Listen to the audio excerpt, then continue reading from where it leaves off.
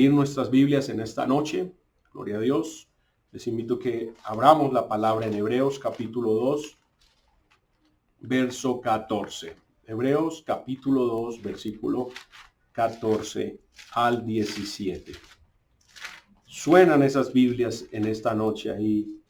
Puedo escucharlos, cómo los hermanos pasan sus hojas en la Biblia. Hebreos 2, 14 al 17. Gloria a Dios. Leemos con la bendición del Padre, del Hijo y del Espíritu Santo. Dice así que, por cuanto los hijos participaron de carne y sangre, él también participó de lo mismo, para destruir por medio de la muerte al que tenía el imperio de la muerte, esto es, al diablo, y librar a todos los que por el temor de la muerte estaban durante toda la vida sujetos a servidumbre.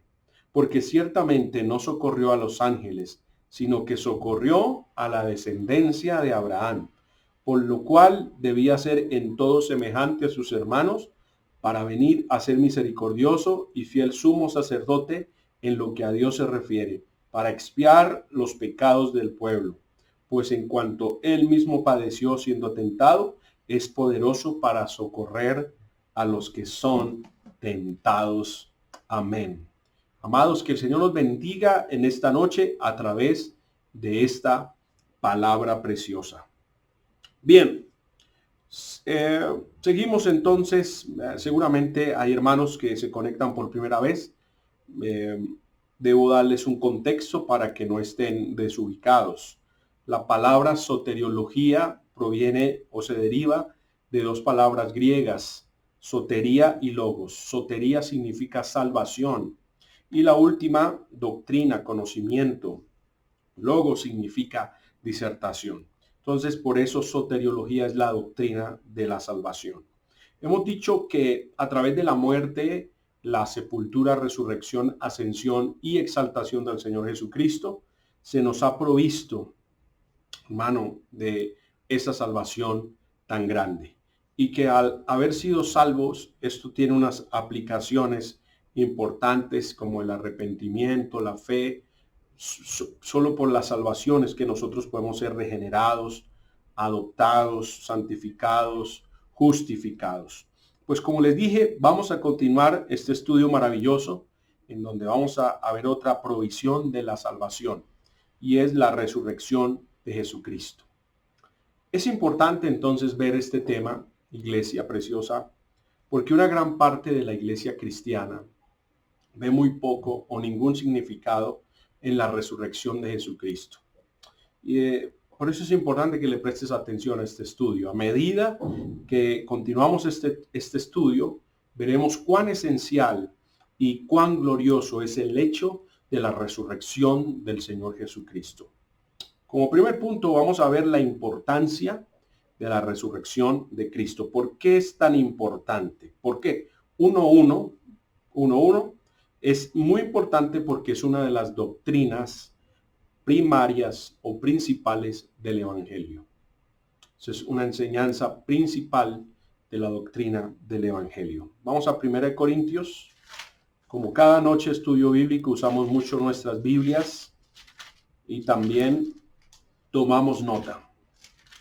Gloria a Dios. 1 Corintios 15 dice: además os declaro, hermanos, el evangelio que os he predicado, el cual también recibisteis, en el cual también perseveráis, por el cual asimismo si retenéis la palabra que os he predicado, sois salvos, si no creísteis en vano. Porque primeramente os he enseñado lo que asimismo recibí, que Cristo murió por nuestros pecados, conforme a las Escrituras, y que fue sepultado y que resucitó al tercer día conforme a las Escrituras. Nota eso tan precioso. Yo he leído, creo que cada noche de los viernes acerca de este estudio, lo que es el Evangelio. Ahí Pablo dice: además os declaro, hermanos, el Evangelio. ¿Y qué es el Evangelio? Que Cristo murió por nuestros pecados conforme a las Escrituras y que fue sepultado y que resucitó al tercer día conforme a las Escrituras. Por lo tanto, es imposible e inútil tratar de determinar cuál es más importante, si la muerte o la resurrección, porque la una sin la otra nunca podrían haber sido suficientes para la salvación de los hombres. No habría resurrección sin muerte. Entonces, qué importante es eso. Y no habría muerte sin resurrección. Entonces, si Cristo hubiera permanecido en la tumba, su muerte no hubiera sido más que la muerte de un mártir por la fe cristiana, como fue la muerte de la mayoría de los apóstoles y de muchos de la iglesia primitiva.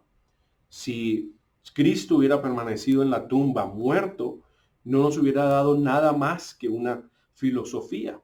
Sin embargo, sin el sacrificio vicario o sustituto de su muerte, su resurrección no hubiera presentado ningún poder salvador. Fue precisamente su resurrección la que demostró que Él, Jesucristo, era y es el Hijo de Dios. Amén. Entonces, Romanos capítulo 1, retrocede ahí, está atrasito de Corintios, Romanos capítulo 1, versículo 3. Romanos 1, 3 dice, acerca de su Hijo, nuestro Señor Jesucristo, que era del linaje de David según la carne, que fue declarado Hijo de Dios con poder, según el Espíritu de santidad. ¿Por qué? Por la resurrección de entre los muertos. Así que algo que hace diferente al Señor Jesucristo de otro cristiano y de la muerte de otro cristiano o de los primeros mártires es que Él resucitó. Amén. Él resucitó. Entonces su resurrección prueba que su muerte fue de valor suficiente para Dios, para poder cubrir todos nuestros pecados, porque su sacrificio fue el sacrificio del Hijo de Dios. No fue el sacrificio de un mortal, fue el sacrificio del Hijo de Dios. Entonces, eso es importante. El primer punto, ¿por qué es tan importante la resurrección de Cristo? Porque es una de las doctrinas primarias del Evangelio. Número 2, ¿por qué es tan importante la resurrección de Jesús? Porque fue el fundamento sobre el cual la iglesia fue edificada. Porque fue el fundamento sobre el cual la iglesia fue edificada. Vamos a regresar a 1 Corintios capítulo 15, versículo 13. De hecho, del 13 al 19, hermanos, se encuentra una de las más poderosas suposiciones negativas que pueden ser hechas. Pablo enuncia 5 hechos negativos que, si fueran cierto, despojarían al evangelio de todo su poder y bendición. 5 suposiciones negativas. Vamos a verlas. Versículo 13 dice, porque si no hay resurrección de muertos, tampoco Cristo resucitó. Y si Cristo no resucitó, primero, vana es entonces nuestra predicación. Número 2, vana es también vuestra fe. Número 3, y somos hallados falsos testigos de Dios, porque hemos testificado de Dios que Él resucitó a Cristo, al cual no resucitó, si en verdad los muertos no resucitan. Dice el 16, porque si los muertos no resucitan, tampoco Cristo resucitó. Y si Cristo no resucitó, número 4, vuestra fe es vana. Aún estáis en vuestros pecados. Entonces también los que durmieron en Cristo perecieron. Si en esta vida solamente esperamos en Cristo, somos los más dignos de conmiseración de todos los hombres. Número 5. Qué importante. 5 poderosas suposiciones negativas que, si fuesen así, hermano, despojarían al evangelio de todo su poder y bendición. La primera que dice Pablo, nuestra predicación sería vana. Imagínate, a nuestro evangelio le sería robada su nota de gozo y sería cambiada por un canto fúnebre si Jesucristo no hubiera resucitado. Se convertiría en un evangelio de muerte, en una biografía de un hombre que vivió una vida extraordinaria, pero sufrió una muerte ordinaria y hasta vergonzosa, se puede decir. Si eso fuera así, si Jesucristo no hubiera resucitado, nuestro evangelio sería vaciado de su poder. Si Jesús no hubiera ganado la victoria en el Calvario, como es evidenciado por la resurrección sobre la muerte, el infierno y la tumba, todavía seríamos víctimas, querida iglesia. Para dar entonces efectividad al evangelio, era necesaria la victoria de la tumba abierta y el poder del Señor resucitado. Por eso es tan importante la resurrección del Señor Jesucristo, porque entonces el evangelio que nosotros predicamos sería una mentira. Por lo tanto, sería nuestra fe vana. Vana sería nuestra fe. Es decir, que todo lo que ha sido aceptado por fe como un regalo gratuito de Dios por medio de Jesucristo, vida eterna, justificación, santificación, regeneración, glorificación, incluso un hogar en el cielo, pues realmente no lo recibiríamos si Jesucristo no hubiera resucitado de entre los muertos. Entonces Pablo repite lo mismo en el versículo 17. La fe, porque la fe es siempre impotente a menos que su objeto le dé poder. Amén. Señor sea la gloria. Mira este punto importante. Los apóstoles serían testigos falsos si Jesucristo no hubiera resucitado. Dice Pablo ahí en el versículo 15, y somos hallados testigos falsos, falsos testigos de Dios, porque hemos testificado de Dios que Él resucitó a Cristo, al cual no resucitó si en verdad los muertos no resucitan.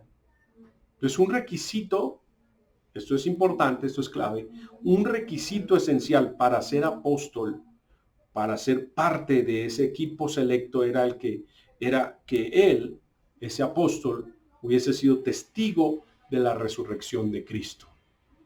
Ya usted recuerda que Tomás, el incrédulo, no estuvo esa mañana esa mañana de resurrección, cuando el Señor apareció, en la noche, cuando apareció a todos los discípulos, él no estaba ahí. Estaban todos los demás, Pedro, Juan, Bartolomé, amén, todos. Tomás no estaba ahí. Pero dice la palabra que 8 días después Tomás estuvo ahí y el Señor volvió a aparecer. Y ellos fueron testigos de la resurrección del Señor. Era un requisito esencial para ser apóstol, el haber sido testigos de la resurrección de Cristo. Hechos capítulo 1, versículo 21. Hechos 1, 21. Dice, es necesario pues que de estos hombres que han estado juntos con nosotros todo el tiempo, que el Señor Jesucristo entraba y salía entre nosotros, comenzando desde el bautismo de Juan hasta el día en que de entre nosotros fue recibido arriba, uno se ha hecho testigo con nosotros de su resurrección. ¿Qué es lo que está pasando ahí en el contexto? Es que están eligiendo al sucesor de Judas. Se sabe que Judas, al haber traicionado al Señor, no pudo con ese cargo de conciencia y fue y se colgó de un árbol, más se soltó y dice la palabra que él se cayó de ahí y bueno, eso fue horrible su muerte. Entonces hay que elegir otro para completar los 12. Dice la palabra que echaron suertes. Amén. Dice el verso 26, y la suerte cayó sobre Matías y fue contado con los 11 apóstoles. Pero un requisito importante era haber sido testigo de su resurrección. Entonces, al elegir ese sucesor para Judas, ahí aparecen varios hombres, discípulos, amén, porque habían discípulos ya, seguidores del Señor Jesús, y ahí está Matías. Entonces dice Pablo que ellos serían falsos testigos si Cristo no hubiera resucitado. Entonces los apóstoles de la verdad hubieran sido hallados apóstoles de falsedad si Cristo no hubiera resucitado. Aleluya. Pero también dice que si Cristo no hubiera resucitado, número 4, los creyentes estaríamos todavía en nuestros pecados. Estaríamos aún sin salvación. Dice la palabra que en ningún otro hay salvación, porque no hay otro nombre bajo el cielo dado a los hombres en que podamos ser salvos. Aleluya. Dice Mateo 1:21, llamará su nombre Jesús, porque él salvará a su pueblo de sus pecados. Es decir, si Cristo no hubiera resucitado, no nos hubiera salvado. Al Señor sea la gloria. Entonces era necesaria la resurrección de Jesucristo para mostrar el valor justificado de su muerte. Y dice Pablo que si Cristo no hubiera resucitado, aquellos que han muerto perecerían. Entonces dice también, los que durmieron en Cristo perecieron. Si en esta vida solamente esperamos en Cristo, somos los más dignos de conmiseración de todos los hombres. Ahí dice la palabra en 1 Corintios. Entonces, qué importante es esto. Entender el valor de la resurrección del Señor Jesús. Qué bueno que esto nos alienta a nosotros también a saber que si Cristo resucitó y de repente el Señor le place llevarnos a su presencia, también un día vamos a resucitar, así como Él resucitó. Entonces, uno no puede más que estar impresionado al leer los primeros capítulos del libro de Hechos. Yo los invito a leer Hechos y ver ese lugar tan importante que los apóstoles le dieron a esa verdad del Evangelio, a la resurrección de Jesús. Si tú lees, te das cuenta que el primer mensaje predicado después del derramamiento del Espíritu Santo en el día de Pentecostés es casi enteramente sobre el tema de la resurrección de Jesús. Ahí en Hechos 2, 22 al 36. No nos da todo el tiempo para leerlo, pero sí quiero ser enfático en eso, porque los discípulos le dan una relevancia muy grande a la resurrección de Jesús. Ahora, el segundo mensaje registrado que vemos ahí en el capítulo 3, predicado por Pedro desde el pórtico del templo de Salomón, de nuevo menciona este gran hecho. ¿Qué dice Hechos 3:15? Mira, está Pedro inspirado ahí con la unción del Espíritu Santo y dice, y matasteis, Hechos 3:15, y matasteis al autor de la vida, a quien Dios ha resucitado de los muertos, de lo cual nosotros somos testigos. Entonces, Pedro luego habla ante el Sanedrín y no deja pasar la oportunidad sin dar testimonio de que Jesús vive otra vez. Ahí en Hechos 4:10 dice, sea notorio a todos vosotros y a todo el pueblo de Israel que en el nombre de Jesucristo de Nazaret, a quien vosotros crucificasteis y a quien Dios resucitó de los muertos, por él este hombre está en vuestra presencia sano. Entonces, Pedro está reconociendo que aquel cojo que estaba allí a la puerta del templo ha sido sanado, levantado por el poder del Señor Jesucristo, aquel poder que también le levantó de la misma muerte. Gloria al Señor. Entonces, difícilmente, hermano, podemos ver en el libro de los Hechos que había un mensaje o que un apóstol se parara a predicar delante de una multitud en donde no se mencionara la resurrección del Señor Jesucristo. Hechos 4:33 resume el comienzo del ministerio de los apóstoles. Mira, acá Hechos 4:33 dice, y con gran poder los apóstoles daban testimonio de la resurrección del Señor Jesús, y abundante gracia era sobre todos ellos. Aleluya. Entonces este tema que estamos hablando no es un tema cualquiera. No podemos decir que es más importante si la muerte o la resurrección, porque la una sin la otra no se hubiera podido lograr. Amén. Entonces esto hace parte de las provisiones de la salvación.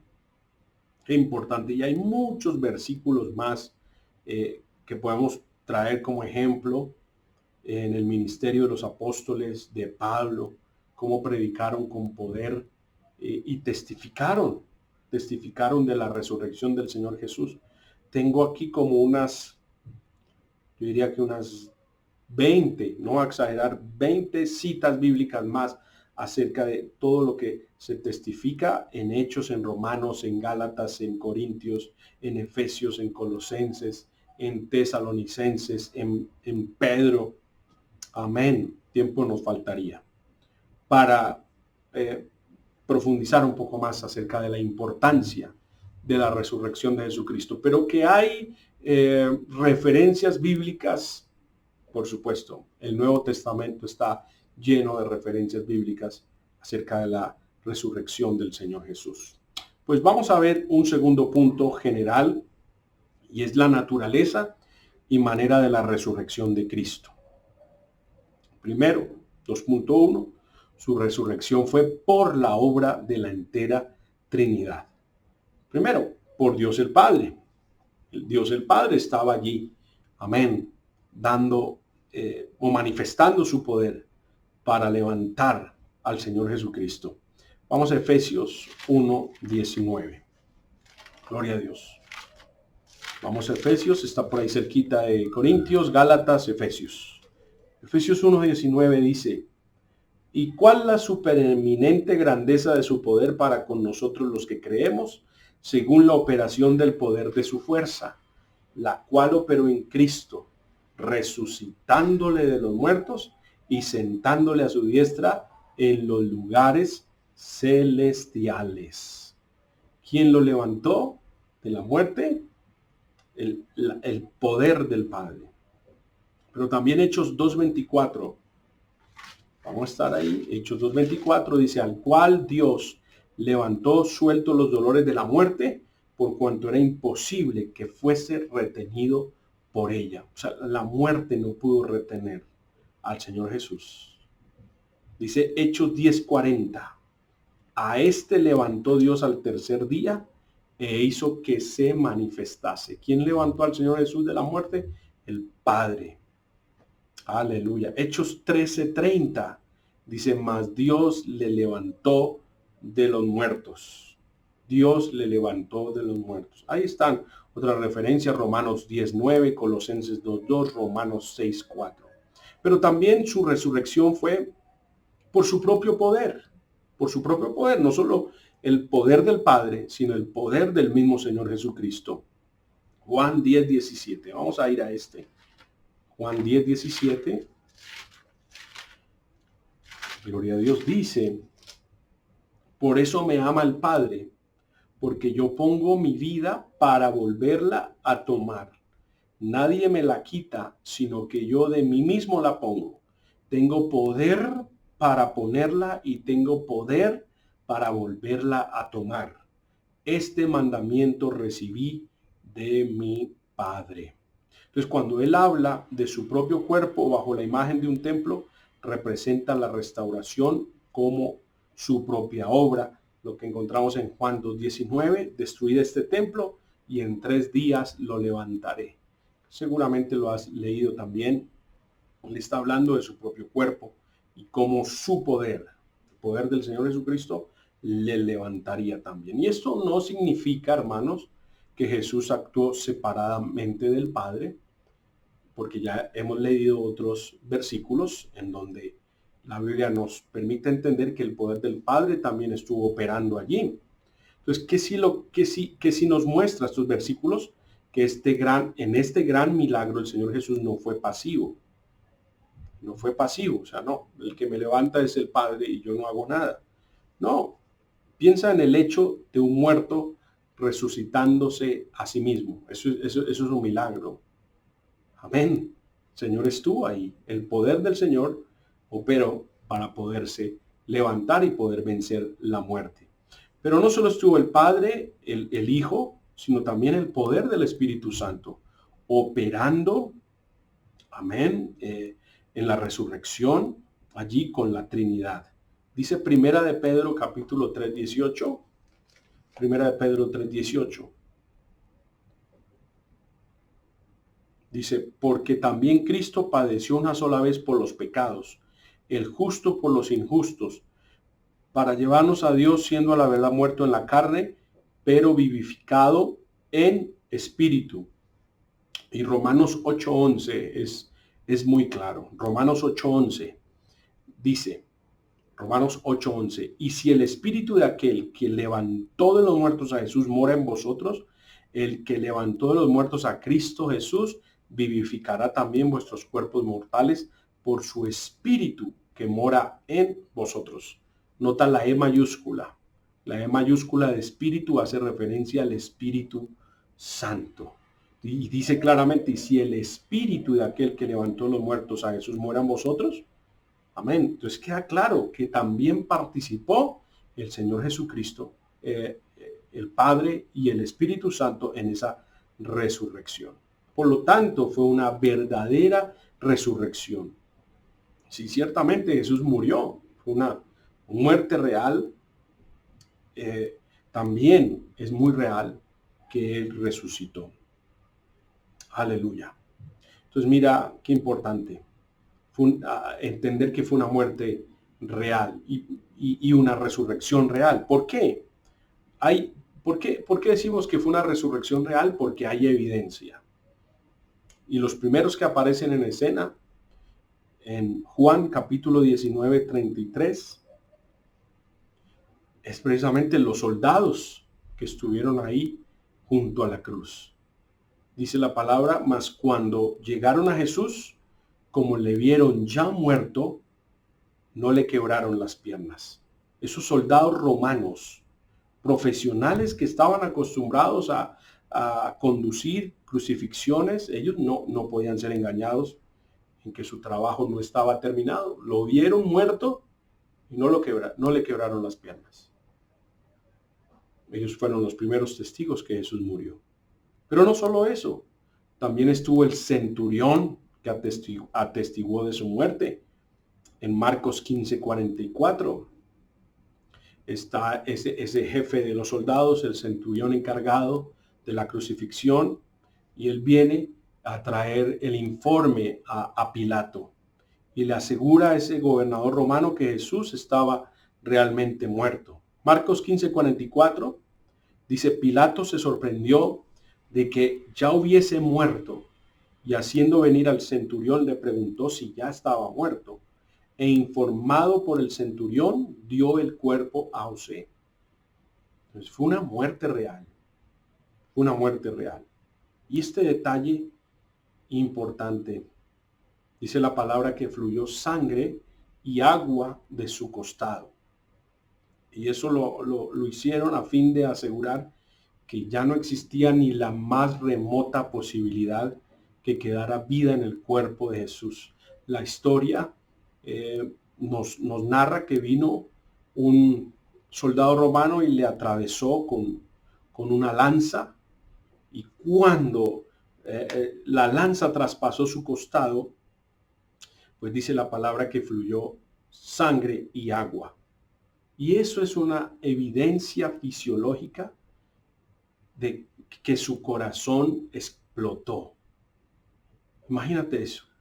Médicamente, muchos doctores se han dado a estudiar este efecto. Cuando es que sale sangre y agua, cuando el corazón ha estallado. Y eso, hermano, por supuesto, cuando el corazón estalla, viene una muerte instantánea. Eso le pasó al Señor Jesucristo, allí en el Calvario.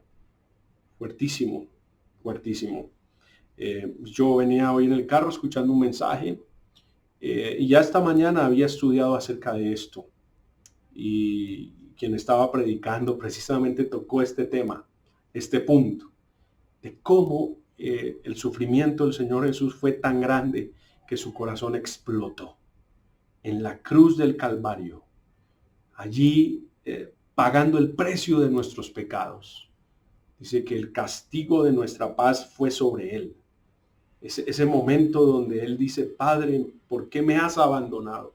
Ese momento cuando todos los pecados de la humanidad recaen sobre él y hay tal angustia que no soporta, su corazón estalla, hermano. Y claro, cuando ya llega la hora novena, cuando el Señor muere, que hay, ¿verdad? Los cielos se cierran, el Señor dice, consumado es, o sea, completé mi propósito. salvé la humanidad, amén, pues entonces vienen los soldados para corroborar si realmente está muerto. Le atraviesan el costado con aquella lanza y ¿qué es lo que sale? Sangre y agua. No había posibilidad que el Señor se estuviera haciendo el muerto.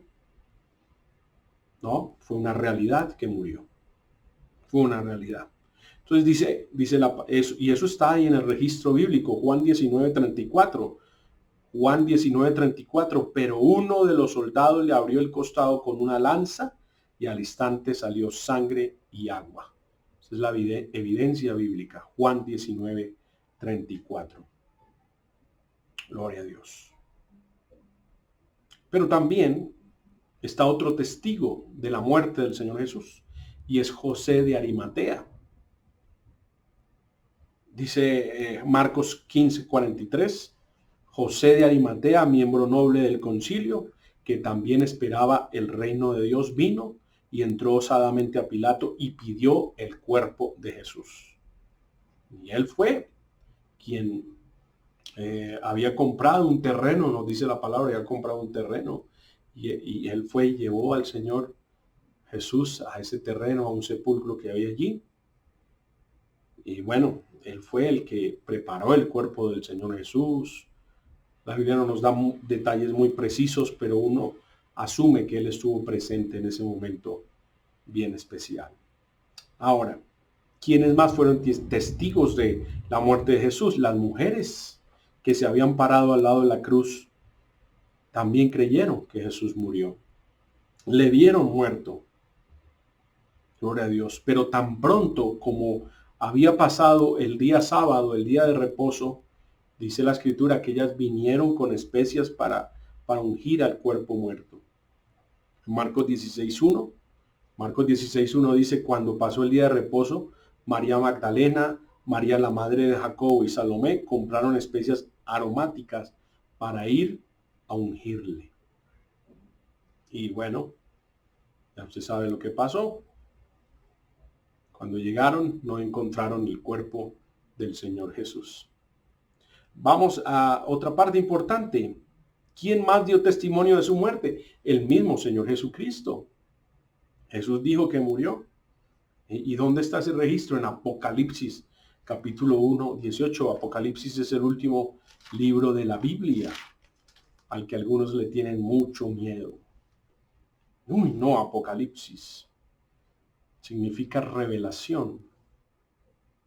Gloria a Dios. ¿Qué dice Apocalipsis 1:18? Dice, y el que vivo, desde el 17 para poderlo comprender, dice, cuando le vi, caí como muerto a sus pies.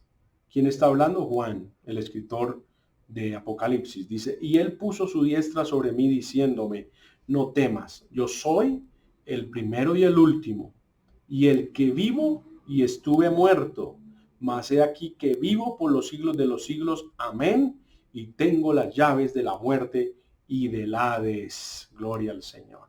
Entonces no solo lo testificaron los soldados romanos, el centurión, José de Arimatea, las mujeres que estuvieron allí en el sepulcro, sino que el mismo Señor Jesucristo. Y eso es especial porque Jesucristo dice de sí mismo, yo soy la verdad. Yo soy la verdad.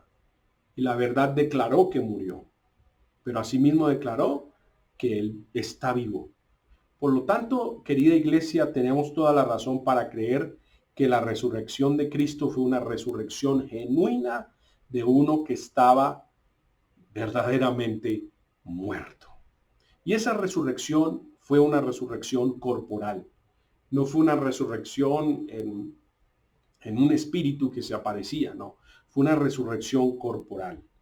La palabra resurrección, como es usada acerca del Señor Jesucristo alrededor de 12 veces en el Nuevo Testamento, solo puede significar la resurrección del cuerpo. Nunca es en conexión con el espíritu, porque el espíritu nunca muere. Y hay abundantes pruebas de que el cuerpo de nuestro Señor fue literalmente levantado a la vida nuevamente. Ahora, Lucas 24, 36 al 39 nos deja claro que él no era un fantasma, ¿no? que su resurrección no fue la resurrección de un espíritu. Por lo tanto, su cuerpo de resurrección estaba compuesto de carne y huesos. Fue carne y huesos su resurrección. Dice Lucas 24:36. Mientras ellos aún hablaban de estas cosas, Jesús se puso en medio de ellos y les dijo, paz a vosotros. Entonces, espantados y atemorizados, pensaban que veía un espíritu. Pero él les dijo, ¿por qué estáis turbados y vienen a vuestro corazón estos pensamientos? Mirad mis manos y mis pies, que yo mismo soy.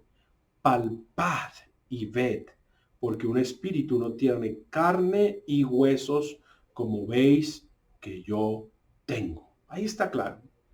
Está clarísimo que el Señor Jesucristo resucitó corporalmente y que ese cuerpo estaba compuesto de carne y huesos. Su cuerpo de resurrección podía, por lo tanto, ser tocado y palpado. Aleluya. Mira, Mateo 28:9. Mateo 28:9. Dice, he aquí Jesús. Mateo 28:9. He aquí Jesús le salió al encuentro diciendo, salve. Y ellas acercándose abrazaron, ¿qué? Sus pies y le adoraron. Entonces uno no podría abrazar un cuerpo espiritual porque tratarías de abrazarlo y te pasarían las manos derecho. Pero dice aquí que abrazaron sus pies y le adoraron. Lo que acabamos de leer ahí en Lucas 24:39, cuando el Señor le dice a sus discípulos, mirad mis manos y mis pies, que yo mismo soy, palpad y ved. Le dijo a Tomás, 8 días después de la resurrección, ahí en esa escuela dominical, en Juan 20:27, le dijo, Tomás, pon tu dedo y mira mis manos y acerca tu mano y métela en mi costado. O sea, todavía tengo aquí la herida. Y le dice, no seas incrédulo, sino creyente. Gloria a Dios. Otra evidencia que el Señor Jesús resucitó corporalmente de carne y de huesos, dice Lucas 24, 41 al 43, que comió ante sus ojos. ¿Cómo puede comer un espíritu? Un espíritu no puede comer. Pero un cuerpo resucitado, como el del Señor Jesús, sí. Dice, y como todavía ellos de gozo no lo creían y estaban maravillados, les dijo, ¿tenéis aquí algo de comer? Entonces le dijeron, parte de un pez asado y un panal de miel. Y él lo tomó y comió delante de ellos. Ahora mira esta característica. Cuando Jesucristo resucitó corporalmente, tenemos un registro bíblico que los discípulos y sus seguidores lo reconocieron. Lucas 24:31. Dice que entonces les fueron abiertos los ojos y le reconocieron, mas él desapareció de su vista. Y entonces es natural suponer que lo reconocieron por sus características físicas. En Juan 20:16 y 18, Jesús le dijo María, volviéndose ella le dijo, Raboni, que quiere decir maestro. Fue entonces María Magdalena para dar a los discípulos las nuevas de que había visto al Señor y que él le había dicho estas cosas. En Juan 20:20 dice que los discípulos se regocijaron viendo al Señor. Oh, aleluya. ¿Y recuerdas ese momento cuando el Señor Jesús se apareció allí en aquella playa que estaba Pedro pescando, que habían echado la red? Y Juan, el apóstol amado, dice Juan 21:7, entonces aquel discípulo a quien Jesús amaba dijo a Pedro, es el Señor. ¿Y por qué dijo es el Señor? Porque lo reconocieron. Gloria a Dios. Ahí está.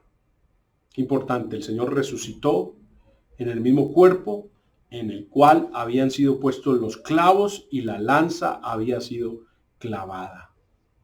Ahí está el registro de la palabra.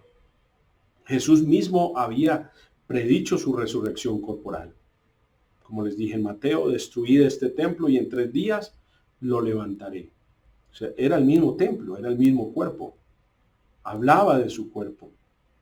Por cuanto resucitó entre los muertos, dice, sus discípulos se acordaron que había dicho esto y creyeron la escritura y la palabra que Jesús había dicho. Gloria al Señor. Y esto es especial también, porque fue una resurrección única. O sea, resucitó corporalmente, claro, tenía ese cuerpo algunas características sobrenaturales, pero podemos decir que corporalmente se evidenciaba el mismo físico que el Señor tenía antes de morir.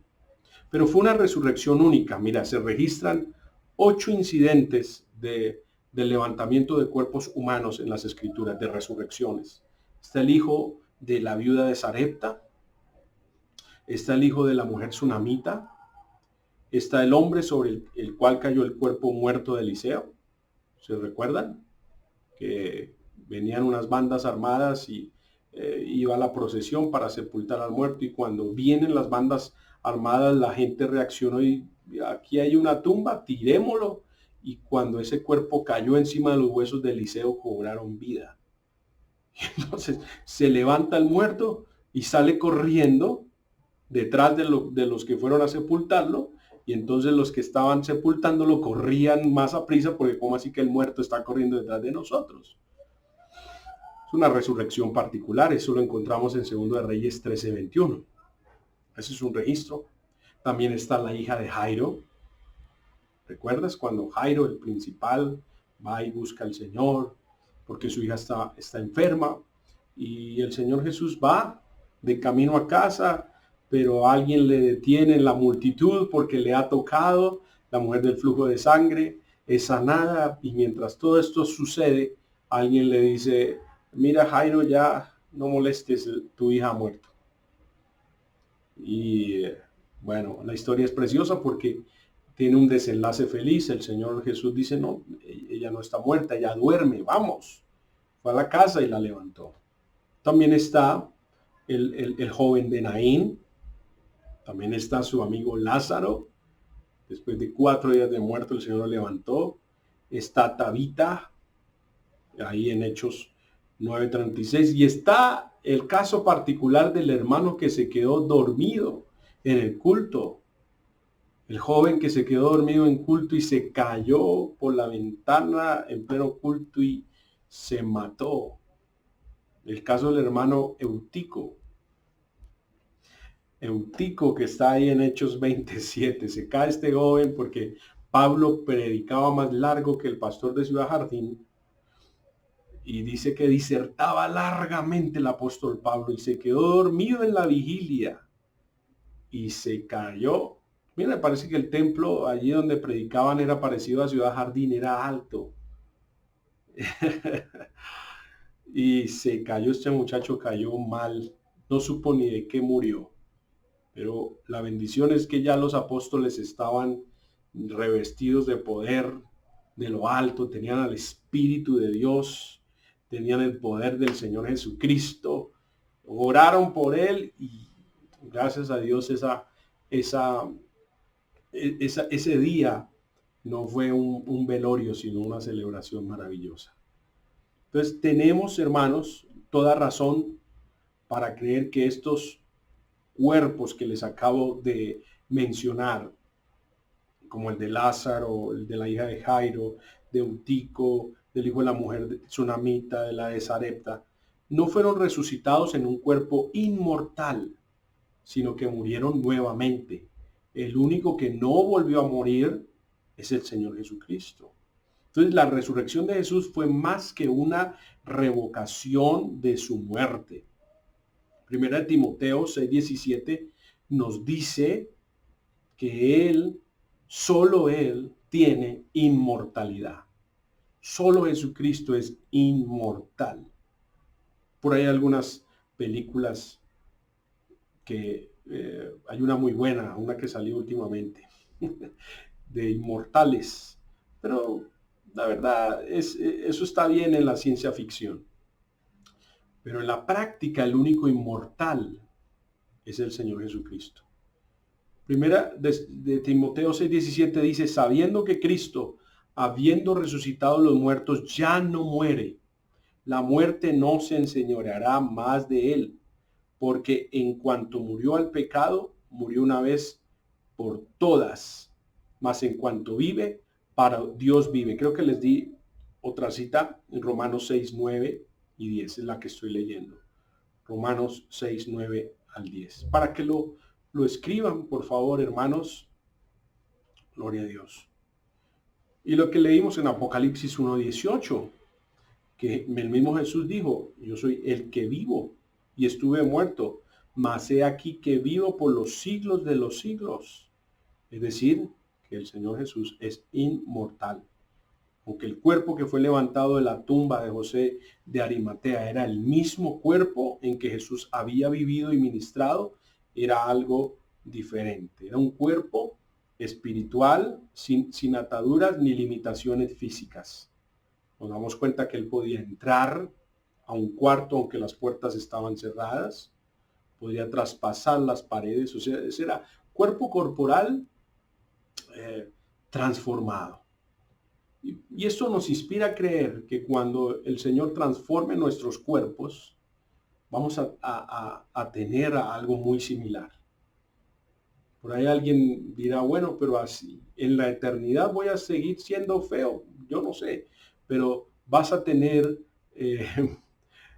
algo bien especial de parte de Dios. Yo no creo que haya gente fea, sino bellezas raras, ¿no? Entonces yo creo, lo que sí creo con todo mi corazón es que nuestros cuerpos van a ser transformados, similar al cuerpo del Señor Jesús. O sea, pastor, que en el cielo vamos a comer. Sí, vamos a comer. ¿Por qué? Porque el Señor Jesucristo comió. Y entonces en el cielo, ¿cómo será el proceso de digestión? Bueno, yo no llego hasta allá, a pensar hasta allá, pero lo que sí sé es que nuestros cuerpos serán glorificados. Amén. Podemos asegurar lo que la palabra del Señor nos enseña. ¿Que vamos a comer? Claro que sí, vamos a comer. ¿En dónde nos vamos a dar nuestro primer festín? En las bodas del Cordero. ¿Y qué es? Pues ¿qué es una fiesta sin comida? Una fiesta sin comida no es fiesta. Tiene que haber comida. Y más si la fiesta es de cristianos.